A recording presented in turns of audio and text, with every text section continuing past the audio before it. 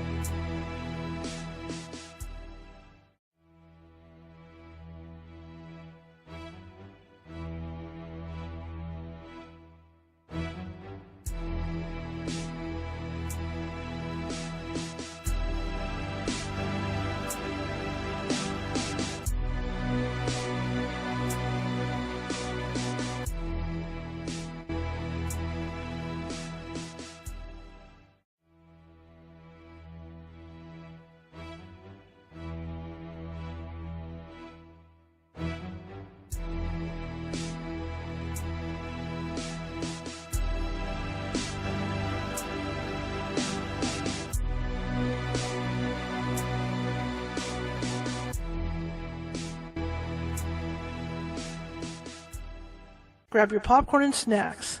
Find a comfy spot, take a seat or lie down, and let me transport you to a place of fantasy, ghost stories, ancient legends, odd creatures, alien encounters, and other magical topics. You may even decide to join the conversation. From faraway lands to your own backyard, with a small dash of pixie dust. Turn out the lights and open your minds. The journey is about to begin. Hey everybody, welcome. We're on at noon today. Kind of nice to be on this early, you know. Oh, I'm sorry, wrong button. Look at that, I'm already pushing the wrong buttons. Let me get the other thing off. There we go. See, I'm already pushing the wrong buttons. Too early for me. Anyway, I'm glad to be on, and I hope you're glad to be here because we got a great show for you. Carl Abrahamsson, who has written a book about Anton LaVey, the founder of the Church of Satan, is going to be with us shortly, and I'm looking so forward to this interview. You can't believe how much I'm looking forward to this interview. Anyway, my name is Charlotte. I'm going to be your host for the next hour. I'm also the founder of the California Haunts Paranormal Investigation Team based out of Sacramento, California. We are 35 strong up and down the state of California. And we have somebody just almost in every county. And if we don't, we'll move somebody over from another county to come and visit you. Okay? If you think you have a paranormal need, we do not charge for services. We're here simply to help and educate. So there you have that. We also have people based in Washington, Oregon, Nevada, and Hawaii. So we got some pretty good coverage out there. If you're watching from YouTube, please subscribe. There's a little ghost down in the right-hand corner who has a Sherlock Holmes hat on, excuse me, along with a magnifying glass. And he's down there in the corner. That's our mascot. You click on that, you can subscribe. We have over 250 videos there, shows that we've done on varying topics. And I think there's a little something for everybody there. Anyway, getting into today's show. I'm glad you guys are here. It's good to see you all. I'm looking at the chat room right now. Let me click on this bad boy here. And hello, Jerry Bazer's with us. Okay. So let me get back in. So anyway, this is a unique show. There's been a lot said about Anton LaVey. And I know there's a lot of TV specials and all that. So maybe maybe Coral can help us kind of get around some of that and see the guy behind all the TV specials, behind all that stuff. All right. So without further ado, let me bring Coral in. Hello, Hi, sir. how are you? Good. How are you? Fine, thank you. Tell us about you, sir. Well, I'm a Swedish person, and originally I began as a journalist, and I found myself writing more and more and more about topics and people that really interested me. Usually people producing pretty rare experimental art, but also people involved in fringe philosophy and occultism and many interesting things. And I just stuck with it. I never went into the daily grind of being in a newspaper, in a magazine environment. Stayed on the freelance path, and gradually could indulge more and more in hanging out with interesting people and writing about them. So that's the very condensed story of who I am. So I write a lot. I write books, fiction and books about things. I also make documentary films about people, and I just enjoy being creative. In a lot of ways, I agree with you. I mean, I went the newspaper route, and it's limiting. You can only do what you're assigned, or if you get approval to do stuff. Freelancing is so much easier. It's a breath of fresh air because you're out in the community and you can come across these stories, and then you can pitch them, and you might come across an editor that's really into it, and then you can write whatever you want, which is really cool. Yeah, absolutely. So how did you get to know Mr. LaVey? It's a wonderful story, and one obviously that has obsessed me all throughout my life up to this point where I'm talking to you. Everything begins basically in the teenage years when you're hungry, you want to get to, I don't know, attract stuff and study stuff that helps you individuate as a young person. And I was no different, and I was very interested in weird culture, weird people, occultism. Also, again, the fringier elements like Satanism, for instance. There was no way that you could not find LaVey's book. It was readily available even in Sweden. It's a paperback. I'm talking about the Satanic Bible. Right. It's never been out of print since 1969. So that was available even in my, teenage Stockholm, Sweden. And I got that, and I found a huge resonance with it because it wasn't like the more technical or historical occultism, which can be kind of dusty, arcane, working with the symbols for its own sake to be, mysterious and attractive. But LaVey was so to the point, so I really liked that. I got into it, studying it and trying things out. At the same time, I also loved American trash culture, B movies, horror movies, exploitation movies. It was a huge part of my life, and I had a teenage crush on Jane Mansfield. Um, I don't know why, but most people do. Right. And she was just so wonderful. And then it blew my mind when I figured out that she had actually been a member of the Church of Satan. They Really? had allegedly a little fling, and anyway, they were both very, very PR savvy people. It was like dynamite when they got together, Mm-hmm. and the paparazzi went crazy, and they, of course, they used that to their own advantage. But this kind of merger of two things that I loved was like a meltdown in my system. And so when it came to that time when you're young, you start a band, and you try things out. So I had a band called White Stains, and the first record we made was a tribute to not only Jane Mansfield but also to LaVey and to their relationship. So that came out. It was a song called Sweet Jane, just like the Lou Reed song. Um, and my friend Genesis Peorage, with whom I worked at this time in the mid 80s, Mm-hmm. he said that, you should send this record to LaVey. I'm sure he would find it amusing. And I said, well, why not? So I did, because Genesis had the address. Mm-hmm. And lo and behold, I got a letter back from Anton LaVey, and I was just like, Wow. I don't know. I can't remember, how mind blown I was. Not only acknowledging receipt and thanks for the initiative and stuff, but he also made me a member of the Church of Satan. That was kind of his thing, his shtick. People that he found interesting. Sort of, he just said, "Hey, now you're a member," and it worked, because here we are again, so many decades later, talking about him. Mm-hmm. So one thing led to another. This was in 1988, and in 1989, I had sort of gathered up enough money to go on my very first U.S. trip, and I went to see him and Blanche Barton in the Black House, which was this beautiful old Victorian painted lady, painted black, of course, on California Street. Mm-hmm. And that became the first of many times that I visited there and hung out. And we watched a lot of movies, listened to him playing music on his great synthesizer park, and went out to dinner and just hung out. It was a very friendly and supportive atmosphere that for me opened up not only the realization that I had the power to enter these environments that I up until then had only fantasized about, but it Mm-hmm. was also that I was also welcomed back. So I had something to bring to the table. At the time, I didn't really figure out what it was, but of course I was overjoyed and proud and very happy, and the main thing, super inspired. And that inspiration is still with me today, and that's one of the reasons why I made the documentary film that then turned into this book that we're talking about. You see a lot of things on TV, different shows and stuff. How close were those older documentaries on him to what the actual truth is? Uh, well, if we begin in the beginning, there was a documentary made by a film college guy called Ray Laurent, called Satanis, that came out in 1969. So that was very early. That was like Church of Satan heyday in a way, Mhm. the first phase.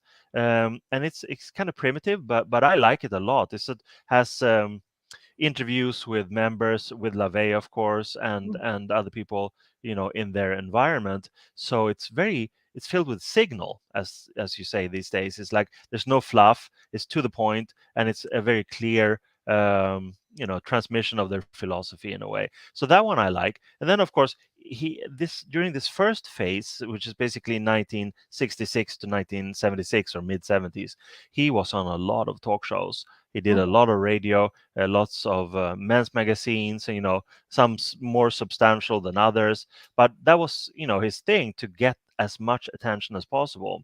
Hmm. So, but I wouldn't perhaps call those, they are documents, but not necessarily documentaries. Hmm. And then, of course, you have things after his death. LaVey died in 97, and then it's almost like it's free range. You can could claim Right. anything, or you can have this thing where he did allegedly did this or that, and that kind of post-mortem fame or celebrity uh, has a price, and that is that people can claim things. And if you don't have an army of attorneys to fight and sort of counterattack, then Right. then what can you do? I'm thinking specifically of something like American Horror Story, in Right. which I can't even remember what that season was called, but you know what I mean. He was in Right. that show, and it was so kitschy. I was cringing.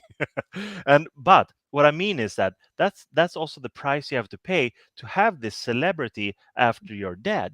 You will be in the public sphere, Hmm. and I think that LaVey would actually appreciate it. Not maybe the nuances of the so-called performance here, but the fact that he's still present in, Hmm.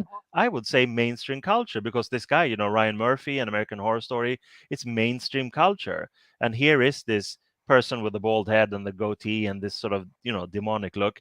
I think LaVey would have appreciated it, actually, even though I found it cringeworthy. Right. But, so, and again, there are other, uh, occurrences that have been over the years. I'm thinking of even back to Californication. Hmm. There's a couple of episodes where the protagonist's daughter, flaunts a copy of the Satanic Bible and stuff like that, and it's amazing. So it's there. I would say specifically in the American psyche or the American pop culture, he's never left. And the book is still in print, and all his books are in print. And this my documentary that came out in 2019, that was one of two documentaries that came out about him at about the same time. So that in itself is pretty amazing. Um, Perhaps there's some kind of resurgence going on. I don't know. It's just he doesn't seem to want to leave the public arena. That's how I see it. How much of the stuff, is Hollywood really, like you say, you know, trumped up stuff? Like, when you think of the Church of Satan, the first thing that comes to mind is sacrifices and all this stuff going on. How much of that actually occurred, if it did or didn't? Well, no, it did not. And I'm just um, speaking from my own experience, and specifically about the Church of Satan, which was the group that he founded and led up until his death. And it was so, the philosophy is basically common sense, but also what I call an altruistic egotism. You cannot really be good to anyone else before you're good to yourself. So let's begin with egotism, and then you can be altruistic if you feel like it. And then, what when people hear about the philosophy, they say that, wow, this sounds like a whole lot of common sense. Why did he have to call it Satan? He didn't believe in Satan. It was just a symbol. But he had been very interested in, you know what you would call, and what we all call, paranormal phenomena, occultism. He, I would say, was a believer, or he had an open mind, but he also, because of his curiosity, and we're talking now back to the 50s, when he was a young man, way before Church of Satan, he was interested, and he was studying, and he was, exploring things, and he became a little bit of a debunker, in the same way that Houdini was a debunker, and James Randi and these sort of people who wrote about, it's only tricks, it's only stage magic, whatever. I think that LaVey, because he had worked on a circus, he had worked on a sideshow, so he Hmm. knew about those aspects of, let's call it, carny magic, or Right. that kind of thing. But he also had an open mind, in the sense he acknowledged that there was kind of a dark force in nature that you could tap into, and you can, well, I guess that sorts is filed under the umbrella of occultism in a way. Sure. But he also had a career thing. He loved these things. He loved being this colorful character with a larger than life, Right. and he wanted to make a career out of it, and that he did specifically with the creation of the Church of Satan. And in the Satanic Bible, which is the Bible of this group Mhm. and this philosophy, it is absolutely stated that it's a symbol. Satan is a symbol. It's not an anthropomorphic beast like some Christian fantasy thing.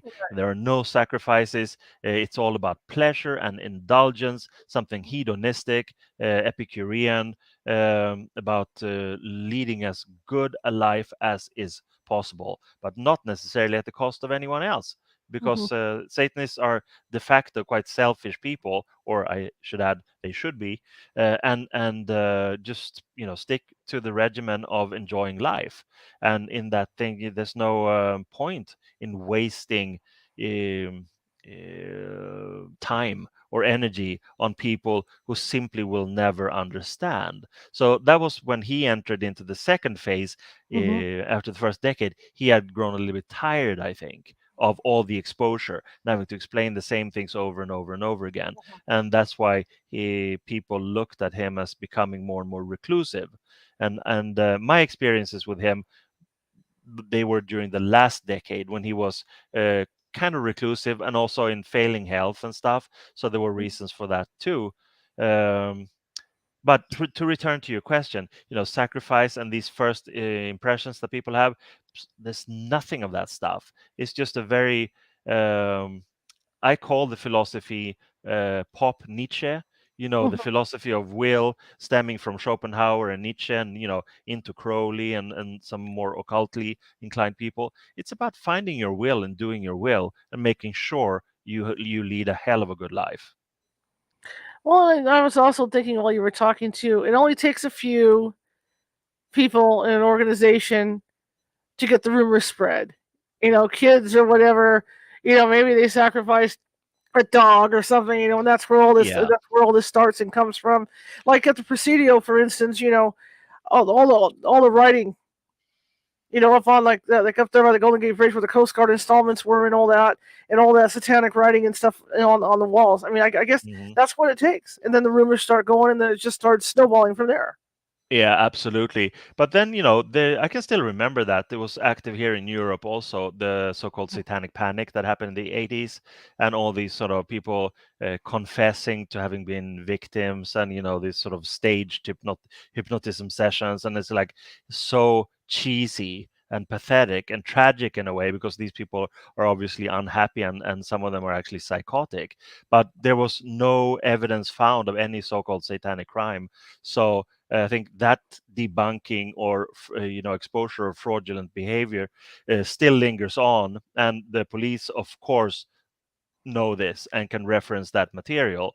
Mhm. So I'm not. Whenever I hear people talking about that or trying to provoke some kind of thing about, I just shrug my shoulders and leave. There's Mhm. really no point. And he was a family man, wasn't he? Yeah, absolutely. He had two daughters and one son. Uh, the first daughter was born in the late 50s, I think.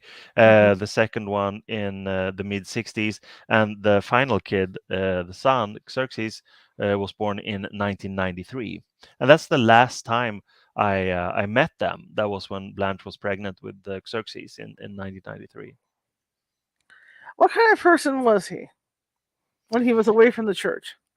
Yeah, he first of all, I'm not sure if he ever was away. What maybe you're meaning this kind of flamboyant, extroverted Right, when he was public in life. Rome or whatever with his family. Yeah, yeah. Well, very, very funny. Warm and generous. And that sort of perhaps goes against like the public image, but he really was, and it was an amazing thing to be in his presence in that sense, because uh, I always had the feeling, a little bit surprised, and all the times I was there. It's like, it's so cool that I'm here. obviously I'm bringing something to the table, but I couldn't figure out what it was at the time, but we like to talk about things that we had in common, our love for film, for instance. And at this time I was only 20 something little weird guy from Sweden, but I had spent my entire youth that far watching movies, and specifically American, film noir and gangster movies and old Hollywood movies and trashy movies, and it's just what I loved. So we could talk a lot about those things. And then, of course, I had found earlier that kind of resonance with his writings, and I could relate to the topics. And I was parallel to this studying, Crowley and all other older occult stuff. So there were many frames of references, but it was very seldom that the talk was strictly about the occult or the arcane or the magical, or even about Satan or Satanism. It was mostly about culture and that kind of weird films, weird people, weird writers. So I felt that he was very generous as a person. He shared his time and his space with young people at this time. And my premise with the film that later became the book was that he did this to secure a different kind of legacy, not like the official legacy that came with his own books and his own statements and these things, but also and his kids obviously they're another kind of legacy. But I think he wanted to secure some kind of extra legacy in people that he found had that resonance, and preferably people who were young in a way, like myself. But there were also people of other ages there. But they all took this experience of having been there and getting to know him, and manifested the flowers of those seed in a way, in different ways, like in publishing, other writers, music, basically culture, taking his philosophy on into greater culture. Well, he wasn't one of these people that, I mean, as a friend that, let's say you were a different religion than he wasn't real pushy about the religion, was he? Not at all. And also, the philosophy of Satanism is really very individualistic and Mhm, non-sectarian in a way. LaVey was raised as a secular Jew, and there were people of all persuasions and races and obviously genders and things like that. There was a lot of tolerance in the Church of Satan, and I should say still is, actually, perhaps maybe even more so now. mhm, Uh, and I think that if someone had come as a member of the Church of Satan in the late 60s or whenever, when it was really an attractive and a public presence thing, and that person had been a devout Catholic, for instance, mhm, uh, yet feeling this attraction to the dark forces or interested in these kinds of rituals, LaVey would have said, fine, you're absolutely welcome.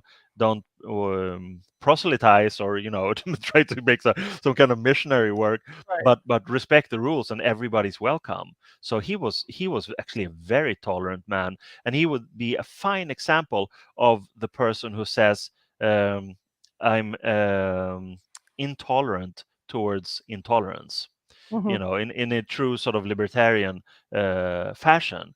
And speaking of that old documentary, Satanis from 1969. There's a mhm, wonderful old lady, I think she's some kind of Danish princess or something, who was an active member in the Church of Satan those first years. And she says something along those lines, that I'm intolerant against intolerance. And I think that sort of sums up not only what it was like then, but mhm. it has remained. It's a spirit of freedom and tolerance. And you're welcome as long as you adhere to the few rules that exist. It makes me think of Wicca, because for the longest time, Wicca had a bad rap too. And Yeah, I now it's mean, all about the earth and all this, and now, but for the longest time, when you thought of Wicca, you thought of pretty much the same thing. That they were out doing circles and taking animals and drinking blood yeah. and all this other garbage. Exactly. It's exactly the same. And let's just call it human group dynamics that has a tendency to evolve into bullying. And it's when, you have one outsider, like think of a school class, for instance, you have the nerd or the special person or the simply the outsider. That Mhm, person will be ostracized either because he or she is not actively taking part of what the community is doing or the herd, whatever, uh, or they are immediately ostracizing that person because he or she is different. And Hmm. that goes on a larger scale also. As we can see, it's very easy for a greater culture, like for instance with a dominant rule, to single out one group, whether it's ethnic or gender based or opinion based, and say that these are barbarians and these are scum, and all these derogatory terms. And it can turn into, well, the actual extension of the logic is always some kind of lynching, whether actual physical or just ostracizing and criminalizing certain elements. Unfortunately, that seems to be part of the human dynamic. When you have a person who feels weak needs to stand on someone else to feel strong. And I don't think, unfortunately, that there's anything we can do about it except for, through education and an encouragement of self individuation. Because when you're an individuated person who knows what you want to do in life and you're happy to do it, and that in itself empowers you to do it, then you have no time or energy for that bullshit, Hmm. because that's essentially what it is. And Hmm. if you can avoid masses of people, you probably should, because Right, nothing good comes out of them. right. Question in the chat room is: you may not know this, but what about his relationship with with Kenneth Anger? Right. Well, that was a beautiful, beautiful, and sweet relationship of a friendship nature that I had the good fortune. Well, that's another long story. So let's begin in the beginning. Sure. On that first trip in 1989, uh, I was a film student at Stockholm University. I had written my thesis about Aleister Crowley's influence in Kenneth Anger's work. So, and I had some contacts that I wanted to sort of explore in California when I went to meet LaVey. But I also knew that they were friends, and I told him about that. So, on one of the evenings, LaVey told me as I was leaving that morning that I have just been on the phone with Kenneth Anger. He says that you're welcome to visit him in Hollywood when you get down there to LA. So that was another kind of mind blower thing, that where this great meeting led to another great meeting that led to another. I wouldn't say friendship, but I've been an acquaintance of Anger's since then, since 1989. And in 2019, I made a documentary film also about him. Um, and some snippets, some scenes from those sessions are also in my documentary about LaVey, where Anger talks about LaVey specifically. And they became friends in the early 60s. Anger moved to California, to San Francisco in the mid 60s, and Anger became a member of the thing that existed before the Church of Satan, which was called the Magic Circle. Anger was very much a Thelemite, a Crowleyan student of Aleister Crowley and his Thelema philosophy and magical system. So Anger brought that to the table. LaVey was very interested in that, but of course had his own take on everything. And Hmm. over time, there were even periods when Anger lived in the Black House, even as late as late 80s and sometime during the 90s also. So they were friends since mid 60s, and Hmm. they also loved old films. Of course, Anger wrote the Hollywood Babylon books, and Right. uh, these sort of gossipy volumes are really about the dark side of Tinseltown or Hollywood culture, and LaVey loved that kind of stuff. So they were good friends. This is interesting. This is all interesting to me because, like I said, I grew up Catholic, and so of course we have our views of what Satanism is. So when you hear about stuff again, like you say, when you hear about stuff like the Church of Satan, right away right away the spider sense goes off and all that.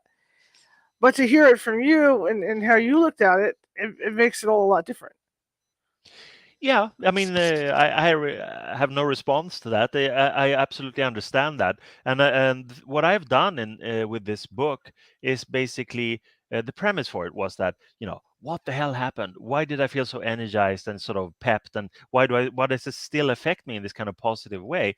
And the psychological um, dynamic of that is pretty simple. It's a young person who finds a mentor in a way who is supportive and inspiring, and can sort of fill the young person with a sense of belonging, but also a sense of self empowerment, and a direction, a trajectory, and that's really meaningful for young people, and that's exactly what it was for me. So then I was curious about the same era, the people who were there, did they feel the same thing? The friends, other friends, whether young or old, did they feel the same thing when they left in the early hours of the morning, that he had imparted something special to them, Hmm. to take on, or to be a fertile soil for, in a way.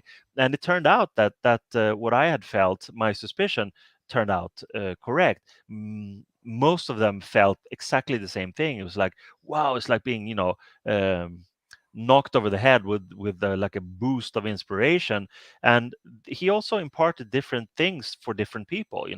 The evenings were basically set up in the same way. You met, you had a drink at the house, we went out to dinner, and then came back to the house where he entertained. In his kitchen, he had this beautiful park of synthesizers, and he played music, old forgotten tunes. Hmm. The Great American Songbook, or the dark side of it, like these really forgotten, weird tunes. And he was very much like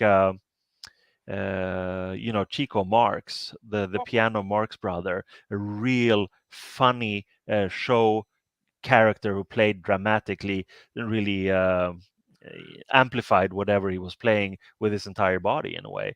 Um, so in that sense, and then of course you watched movies and talked and talked and talked. There might also be other people popping in the middle of the night. These were night people, and it was so really fascinating. So anyway, my premise turned out to be correct, that he had imparted, could be in conversation, or the Hmm. films that he had selected for the evening, or even the music that he played. These were things that sort of boom went up like flares much later. I still get sort of little bursts of inspiration and connections, like joining the dots much later, saying that Hmm. this is what this was about. and Hmm. and for me specifically, what I remember, he really imparted the importance of a writer, the writer Ben Hecht, who was one of the most famous script writers of Hollywood during the 30s and 40s. And he read to me, took books from the shelf and read to me from Ben Hecht books. And at the time, I just found it extremely cool, but I didn't get it until much later, why it was cool, because I had the time and, energy to explore the works of Ben Hecht, for instance. And I think that he saw that I'm interested in writing, I'm interested in movies. Let's infuse this guy with someone who was like a movie genius, a Hmm. genius writer, into this young aspiring author in a way.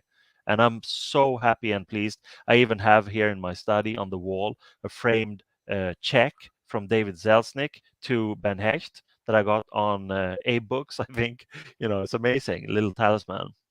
That's cool. Yeah. What did your family think when you told them you were involved with him? Well, I grew up in an extremely secular family, and it was all about culture and literature and art and stuff like that. So I was already on my own trajectory, delving into weirdness, delving into outsider art, experimental art, weird literature. So they already knew that. They liked the fact, because I had already been a networking person before this, running my own fanzines that had to do with rock and roll music and things like that. And I went to the UK to interview bands, and so my behavior was already well known. And gradually, I became more and more interested in the occult, and also in occulture. Cultural people dealing with occult stuff, or vice versa. Uh, they found it only controversial and problematic, not so much when I told them about what I was doing and how great it was, but Hmm. I was very honest about it and public about it. And of course, at this time, it was like, whoa, is this kid going over to the States, meeting Anton LaVey? So of course, there were journalists there, and I was a little bit naive in a way. There were some Right. stories that in themselves were great, but these were major newspapers in Sweden, and the repercussions was like I got like death threats on the phone and stuff like that. And of course, for my parents to see that, I'm some kind of satanic messenger, which I was not, in Stockholm, maybe they were a little bit embarrassed Right. in terms of their own, friends and stuff, but it never amounted to anything. I was already doomed to be a weirdo, and I still am. You talk about him playing music and all this. What were the masses like? I mean, were there actual masses where people would go just like regular church people, or how did that work? Not at this time. That ended basically in the mid 70s. The first phase, the first decade, was all about amplifying the energy that was also summed up in the two books, the Satanic Bible and the Satanic Rituals. That came out 1969, and then the Rituals, I think, in 1972 or something like that. And at that time, the Church of Satan was a public thing. It was an advertised thing, and you could go to these things. And I don't know, maybe at some point there were simply too many people who wanted to go because the house wasn't that super great. And then Uh-huh. they expanded. And turned the activities into local, I guess, lodges in a way. They were called grottos. Hmm. So they were regional activity locally all over the U.S. And they performed things like the Black Mass, as written about in these two books. Hmm. But it ended when he sort of retracted to practice what he preached, meaning it was time for him to indulge more in the things that he enjoyed after having spent a decade or more, I don't know, preaching in a way, or at least showing by proxy and example what it's all about, and being on these endless amounts of talk shows Hmm. and radio, TV, magazines. And so I think he felt that, well, now I've done my part in terms of this extroverted things. Now I'm going to retract a little bit and enjoy myself and all the things that I really love. Hmm. So at that point, this thing with having masses at the Black House was over. There was still activity with, I would say, hardcore people, hardcore members in their ritual chamber, but the entire Black House became more and more and more a home, of course, but also a repository for his own existential and magical energy. And that, I think, was a wise idea, because you can lose all your energy if you are, as it's called, if you're there for other people all the time, especially if you have to explain things. That's not good. Hmm. So there were no real activities in that sense that I think that you're referring to, like regular masses and things like that. There were regular Friday masses during the first years of the Church of Satan.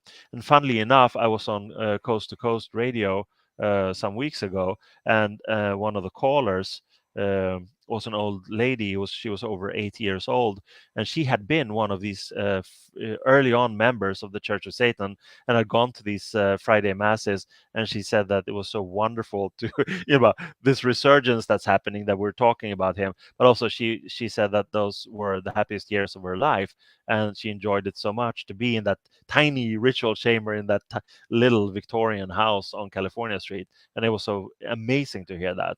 And afterwards, when they were done after a night of ritual and hanging out, they all went out together to a all-night diner and had breakfast in the morning. Wonderful. Like I said, it's very interesting to me. Did he? Because he was always doing PR stuff, like you say. Did he find it distressing when the other rumors would start surfacing about what he was doing? Yeah, absolutely. But that, again, there are prices you have to pay for everything, Hmm. and if you I'm not calling it karma or anything like that, but basically, if you want a certain kind of success, celebrity, and public presence, you have to go down certain routes. And if you go down those routes, you will have a great deal of exposure. Exposure can be good, exposure can also be bad, in the sense that, wanted or desired exposure is usually great, but unwanted desire is usually not so great. So, and I think that there's a limit to how much a person can keep up this facade of what do you call it? Keeping up the appearances in a way.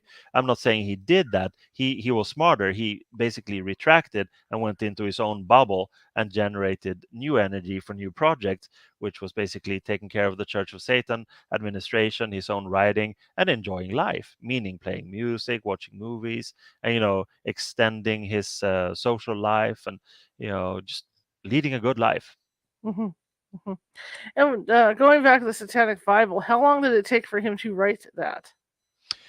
I it's funny that you ask that, because I have this what I call an occultural journal Hmm. called the Fenris Wolf. It's a more or less regular thing, and it's now like a book form that I began in the late 80s, and that was one of the projects that I felt a great support from. LaVey and also Blanche Barton, his partner, because they granted me permission to republish some of his essays from their membership newsletter called the Cloven Hoof, for instance, and that was amazing. But the reason why I'm talking about that is that in the 10th issue of the Fenris Wolf, which is actually the most recent one, there's a great piece that tells the retrospective history about the Church of no about the Satanic Bible. Pagan Adramia, who's the high priestess of the Church of Satan, really delved into this kind of detective work, roaming through the archives and connecting all the dots in how the book was made. Hmm. And it's very interesting. So I cannot recall exactly how long it took for him, but it was a collaboration. In part it came from him, but in part it also came from an agent that eventually got a publisher, saying that this is so amazing and radical, and it packs such a punch because of the fact that he had had this incredible media exposure since 1966, and the book Hmm. didn't come out until 1969. So I Hmm. think the agent and other people around him, including himself, also said, "Whoa, we should really, collect some kind of writing here and explain what this is really all about to have an even further outreach." So I would say that it took years if you go from that idea and concept stage to actually writing it, anthologizing material, and then editing. It can be a very slow process, but I think that maybe the idea or the seed for that popped up about, I would say, about a year after the Church of Satan had been founded, and it's Hmm. basically exploded in terms of attention. Do you think that with even with your book and your documentary, that the reputation of the Church of Satan is ever going to be, I'm not going to say clean or decent, but you know what I mean, to be away from the other stuff that people think it is? Yeah, I don't know. I mean, it's a tricky question because I'm not like an official spokesperson. I have many friends in the Church of Satan, and I respect them greatly, and I think they're doing a great job. But I don't know if it's their if it would be good for them to be like completely clean and sanitized, because in a way, the lure and the romance and the attraction lies in that it is a little bit dangerous. Hmm. However, it is also clearly stated that it's not dangerous in any way that is actually dangerous. It's only dangerous because it has the potential of empowering the individual to truly find him or herself and then just roll with it. As they say in many different, I guess, many Eastern philosophies, to trust the river or go with the flow, these things. But you can't really do that until you feel safe and secure in yourself, that you know who you are and what you want to do in life. Then, some kind of river will appear that you can trust, or a flow appears. Um, and I think the danger inherent in a philosophy like LaVey's, and also then in the organization like the Church of Satan, the only danger inherent there is the fact that it can change your life. Hmm. It can take you away from a trajectory that has been in a way programmed for you, and you can then be uncertain whether you want to go the safe route or whether you want to go the adventurous route. The Satanist will most likely choose the adventurous route because it is an exploration, it's an adventure, it's a lot of pleasure, there's a lot of Nietzschean ecstasy in a way in overcoming the hurdles and hindrances of life. It makes you stronger in a way. All of these sort of philosophical cliches, but they're also true in the sense that if you go down the safe route and perhaps have this as a kind of a hobby that no one knows about, that's Mhm. fair and fine. But it's also about encouraging a great love of life, to really feel ecstatic about every moment and to enjoy life, the pleasure together with other people or alone or just whatever you want to do in that sense. So that's the danger of the philosophy and of the organization. But beyond that, there's really nothing dangerous at all, unless you as a bystander or an onlooker are bigoted or have been brought up in a very extreme fundamentalist religious, whether it's monotheism or whatever. So you're imbued with your own prejudice against, then it can be dangerous because you will never understand what these people are doing, nor why they're so happy. Right, right, right. And like you said earlier, when I think of this, I think of, like you say, American Horror Story and even Eyes Wide Shut. That movie. Right. That's Yeah. what comes to mind right away. You know, and it's hard to beat a rap like that because once that snowball starts going, it's hard to explain to people that, well, it depends on the person. Sure, there's some Yeah. bad eggs, but all in all, that was different. Yeah, no, absolutely. It's just the name of the game, and one should never look away also from the fact that it was never the symbol of Satan. It's not designed or used to achieve some kind of cuddly, lovable mainstream presence. It's a philosophy that attracts outsiders and people who don't feel an affinity with a collective.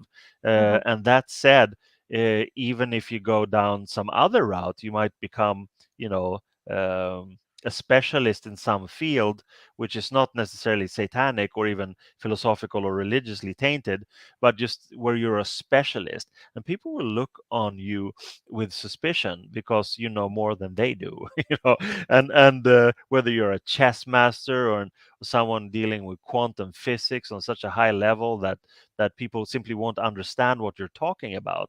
I think those people will feel an affinity with the philosophy of Satanism, uh, whether they're religious or not. It doesn't matter. This thing where you feel special from childhood and onwards, and in a way can sound paradoxical, where individualists join a group or feel affinity with a collective of like-minded souls, but it doesn't necessarily have to be paradoxical. It could just be what you call find the others. There's a great safety in knowing that there are other weirdos out there, and if I want to talk to them, I could just go over there, but I can also stay here and be quite content with that. So I think that this thing where the anti-satanic pops up in mainstream culture, I don't Hmm. think it really bothers people with a satanic bent, because it is the name of the game, and in a way, it only reinforces their own conviction and their own strength in feeling that they're on the right path. Because if the mainstream doesn't like what I do, then I know I'm doing something right. Right, right, It's right. a rebellious streak. If you were going to take Anton LaVey and introduce him to your family, how would you do it? I would introduce him as my friend, Hmm. and as an incredible artist, in the sense, he was mainly a musician, but he was a skilled, painter and writer and many other things also. But I would present him as a kind of a master musician with a very colorful life and career in the circus and sideshow, working with big cats, also taming lions and tigers. He even had a pet lion in his house in San Francisco before he was banned.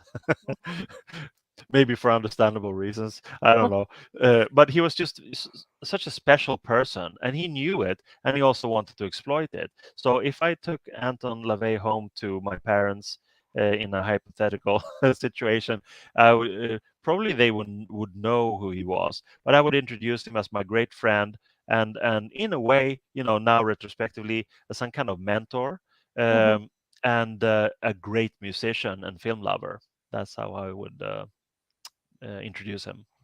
What's one of your fondest memories of him? Uh,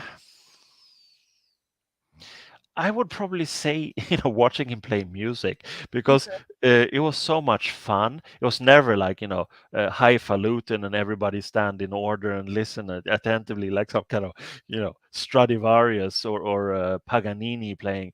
It was just like literally like Chico Marx. I usually call it like a mix between Chico Marx and I don't know if you've seen it. There's an old film with John Barrymore called Svengali, where he's this kind of Svengali person who's a music teacher for young girls, but that kind of look and the stern, dramatic, almost like Dracula presence mixed with Chico Marx. It's amazing. And he was just hammering away and playing these weird medleys. And I asked him, can you play something Scandinavian? And he just hammered out some tune. And I couldn't, for the world of me, how could he remember these things? I mean, some people are very musically skilled, so they can. And it turned out to be later on because I recorded it, some old Danish Christmas song. Where the hell did he hear that in the first place? It Right. was just so those things, because he was very I love the word gleeful. He Hmm. was very gleeful, mischievous when he was playing, often turning his head and looking at us and seeking eye contact and smiling, and it's just a whole lot of fun. So I would say that privilege of having listened to him and watched him perform music, that's a very dear memory, because it's something that no one else can recreate. You can find great conversations with other people. Other people may have other specialities that are great, but that was something so unique to him, seeing magic. Um, and music so merged, that playing music was in great part uh, his magical system. That's how he experienced catharsis of negative emotions, how he Hmm. encouraged positive emotions, and even sexual energy. It was all there in the music. That was his world, his universe, and through that universe he sent out little beams of what he wanted to achieve, or just enjoyment in the moment. So those moments were fantastic. Now you brought up Svengali, okay? And a lot of the time when people think of him, that's what they think of, that he was this Bengali like character, but he wasn't.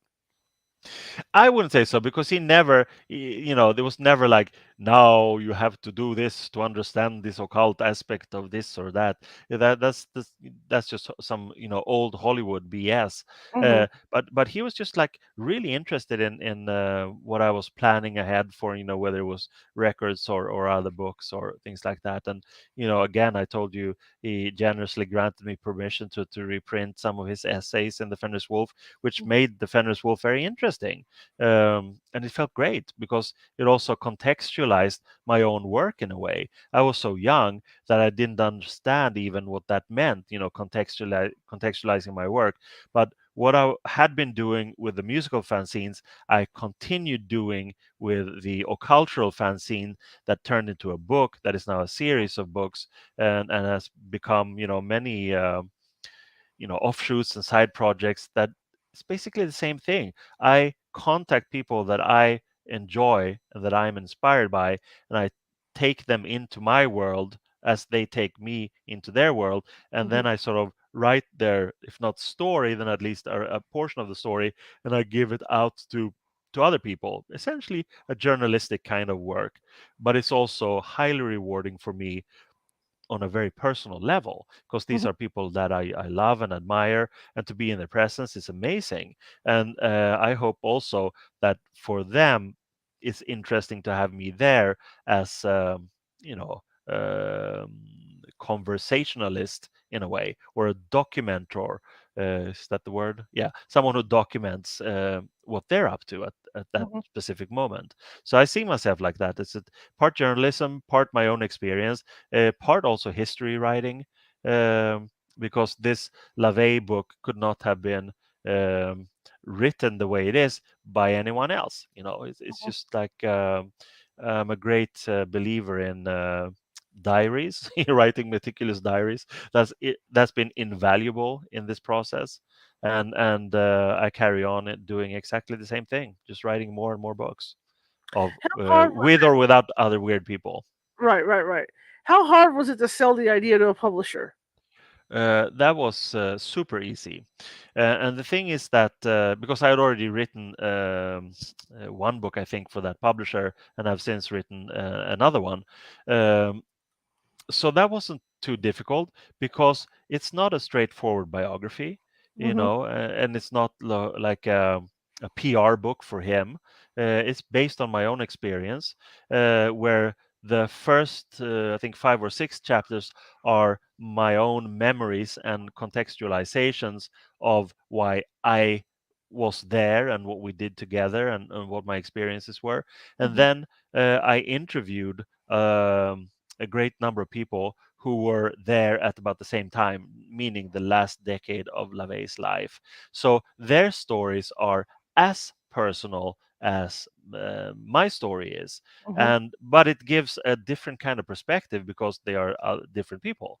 And this Blanche Barton is in there, of course, Peter Gilmore, Pegna Dramia from the Church of Satan, and Xerxes, the son. That's his first ever interview about what it was like those first years growing up with his dad and what happened afterwards, and then many friends who were active in collaborating with LaVey. And so it paints a picture that is not entirely mine.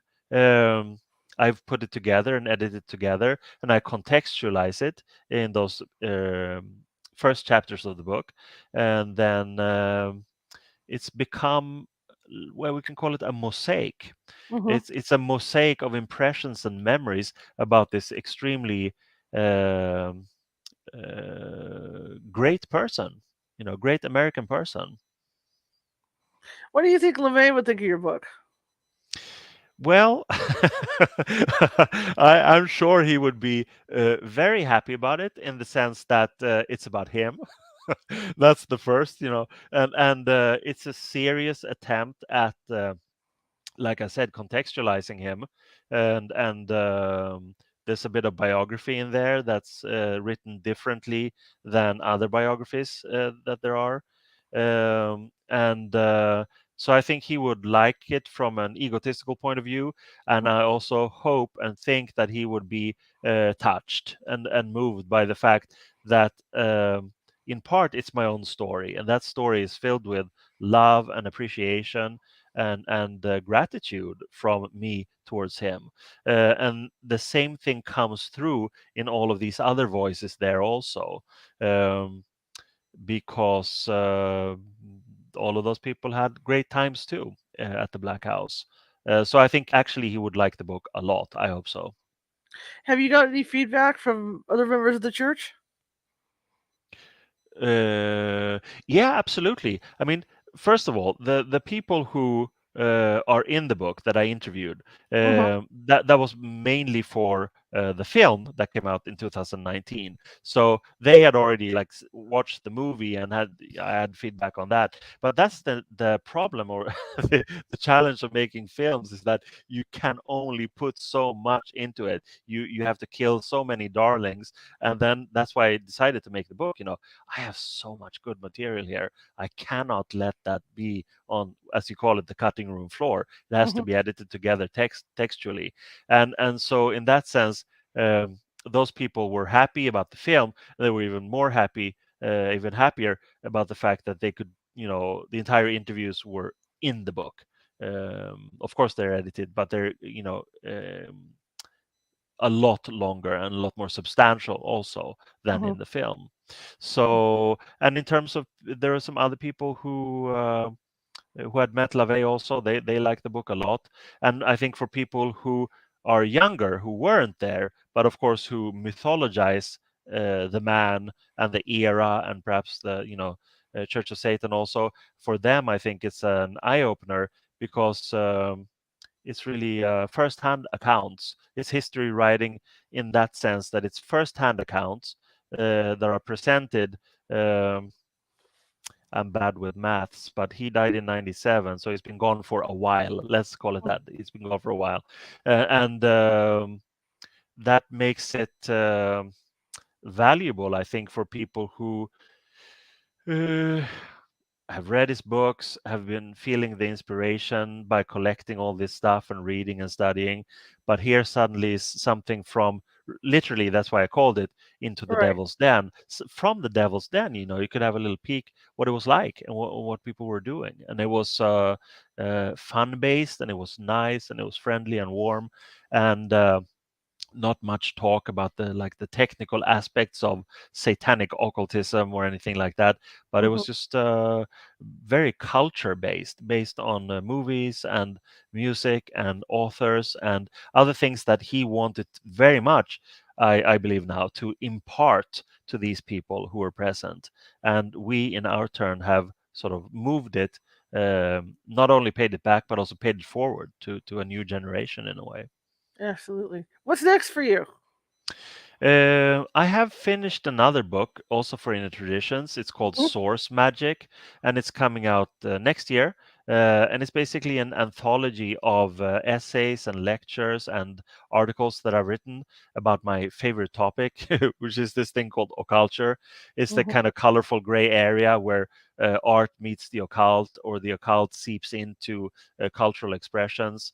And I love to be that kind of anthropological detective, seeing who knew whom and how did that affect that phenomenon, or um, basically because the occult is a difficult term, but for me it has more and more come to mean what grows underneath the surface, just like Mhm. every flower that comes up, or shrub or tree, or Right.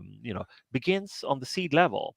And that's occult. It's hidden, it's in the dark, but that's really where the strongest vitality is, isn't it? Because what happens there is the foundation of what comes up and Mhm. takes in the sun and grows and becomes healthy and affects people with beauty. But it always begins in the dark. And it's not evil. It's just very dark, dark and cold and wet or whatever.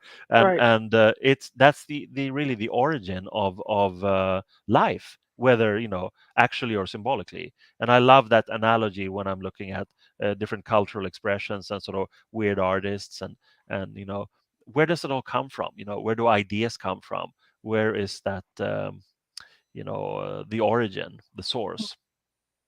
How can people find you, sir? I'm all over the place, but the best gateway is my own website. It's carlabrahamsson.com. Carl with a C, Abrahamsson with two S's, and then .com. So it's easy. Right. Well, thank you so much for coming on. I appreciate it. I learned so much about this. And, it's always something, like I said, you see on TV and you never quite get the gist of what actually went on and stuff like that. So I want to thank you for that. I really appreciate it. Thank you. It was great to be here, and I'm sure we'll meet again in the future.